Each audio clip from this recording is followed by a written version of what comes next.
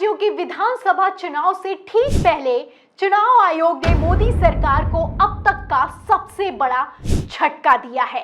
ऐसा आज के पहले कभी नहीं हुआ कि चुनाव आयोग ने मोदी जी के फरमान को इतनी सख्ती से रोक दिया हो। तो क्या मोदी सरकार का अंत नजदीक है, इसलिए चुनाव आयोग अपनी छवि को साफ करने की कोशिश कर रहा है?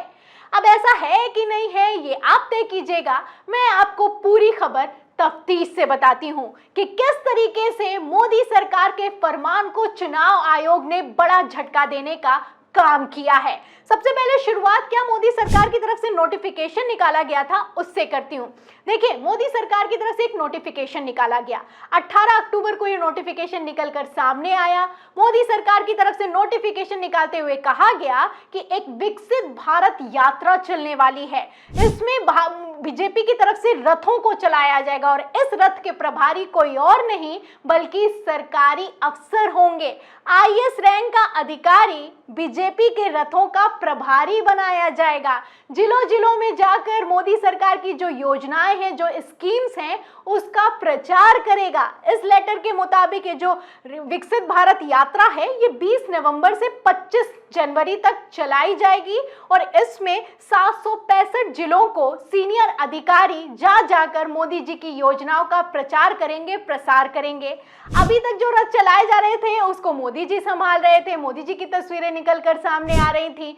अब आप देखिए कि इतना बड़ा खेला किया गया कि सरकारी खर्च पर, सरकारी सैलरी पर सरकारी अफसर मोदी जी का प्रचार करेंगे। फिलहाल ये खबर निकलकर सामने आई तो बवाल मच गया। मल्लिकार्जुन खड़गे जो कि कांग्रेस के अध्यक्ष हैं, उन्होंने तो यहां तक कह दिया कि ये लोकतंत्र की हत्या की जा रही है।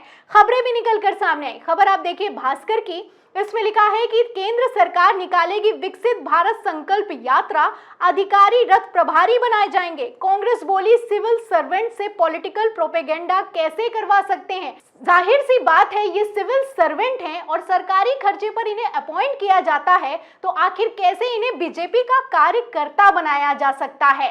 फिलहाल इस खबर ने जब बवाल मचाया और चुनाव आयोग को ज्ञापन भी सौंपा गया, तो चुनाव आयोग ने एक्शन लिया है। जी हाँ, बिल्कुल सही सुना आपने, चुनाव आयोग ने एक्शन लिया है और ये जो विकसित भारत यात्रा, संकल्प यात्रा निकाली जा रही है, इस पर रोक लगा दी है। रथों को आप देख सकते हैं, इन्हीं रथों के प्रभारी बनाए जाने थे, लेकिन अब आईएएस और सरकारी अफसर ये काम नहीं करने वाले हैं और इस काम को किसी और ने नहीं, चुनाव आयोग ने रोका है।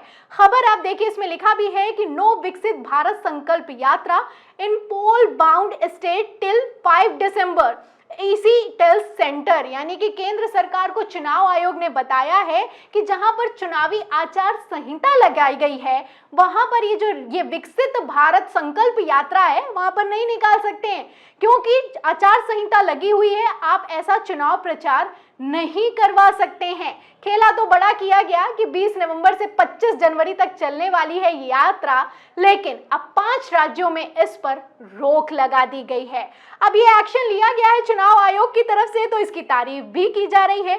पूर्व आईएएस अधिकारी हैं सूर्य प्रताप सिंह, इसी खबर को शेयर करते हुए लिखते हैं कि चुनाव आयोग के बदलते तेवर, आयोग ने चुनाव वाले 5 राज्यों में विकसित भारत संकल्प यात्रा पर 5 दिसंबर तक के लिए रोक लगा दी है, क्योंकि आप जानते हैं कि 3 दिसंबर को रिजल्ट आने वाले हैं। आगे इसमें लिखा है कि इस यात्रा से सरकार अपने 9 वर्षों की उपलब्धियों का ढिंडोरा नौकरशाहों से पिटवाना चाह रही थी। चुनाव आयोग के इस कदम की प्रशंसा की जानी चाहिए। बस जरा ईवीएम को और देखते रहिए हजूर। तो कितना बड़ा ये कदम है और चुनाव आयोग ने ये एक्शन लिया है, तो अपने आप में बहुत बड़ी बात है।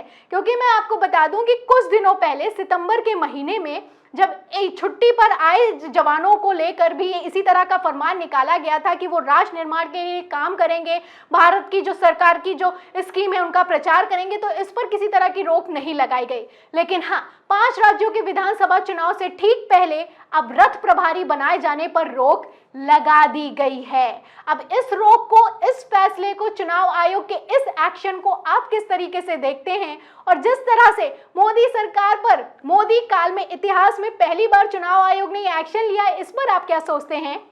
हमें कमेंट बॉक्स में जरूर लिखें, वीडियो को ज्यादा से ज्यादा शेयर करें, सब्सक्राइब बटन दबाएं, बेल आइकन दबाएं ताकि हर खबर की नोटिफिकेशन आप तक पहुंचती रहे। मैं प्रियंका, आप देख रहे थे 4 PM पर। मिलते हैं अगली खबर के साथ, तब तक के लिए धन्यवाद।